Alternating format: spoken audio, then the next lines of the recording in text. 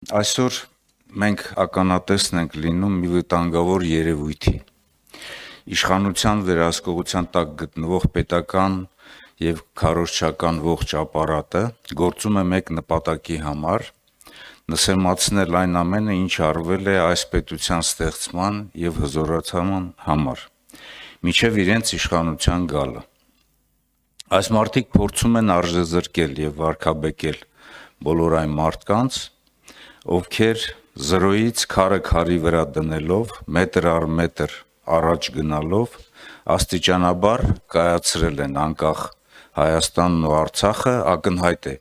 առաջին քայլերին բնորոշ իրենց թերություններով եւ բացթողումներով հանդերձ։ Նրանց հիմնական նպատակը եւ թիրախներից մեկը նաեւ Ռոբերտ Քոչարյանն է ու նրա ընտանիքը, մարդ, ով իր անձնական օրինակով, իր գաղափարական եւ մարտական ընկերների հետ միասին պատերազմից դուրս եկավ հաղթող եւ որի ղեկավարությամբ կառուցվեց պետական համակարգ, որն այսօր իրենք փորձում են ոչնչացնել որպես անցանկալի հիշողություն։ Բայց հարցը անձերը չեն։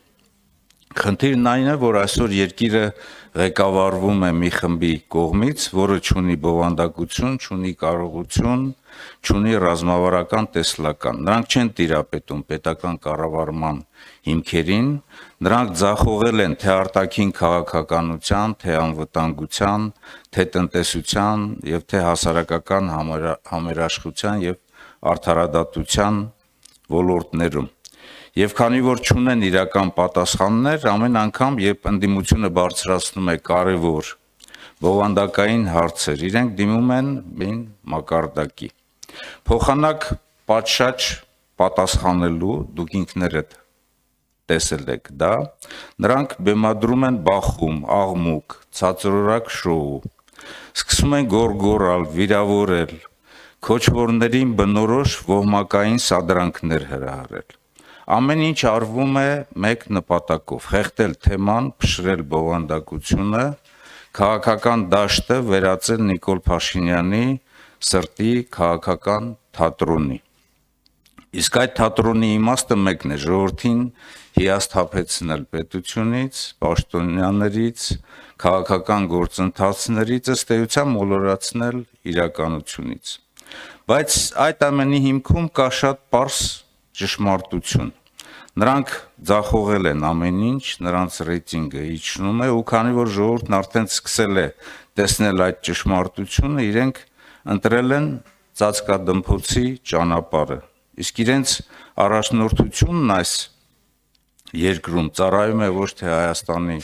շահերին, այլ մեկ ուրիշ նպատակին՝ իշխանությունը ամեն գնով պահելու։ Իսկ դրանից հետևություն անելով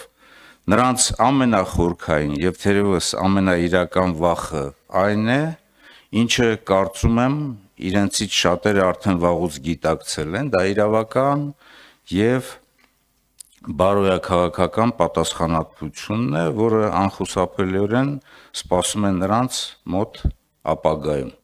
Սա է այն իրողությունը եւ այն գնահատականը, որ այս բրիֆինգի ժամանակ ես կարող եմ ներկայացնել այն իրականությանը, որ վերջին օրերում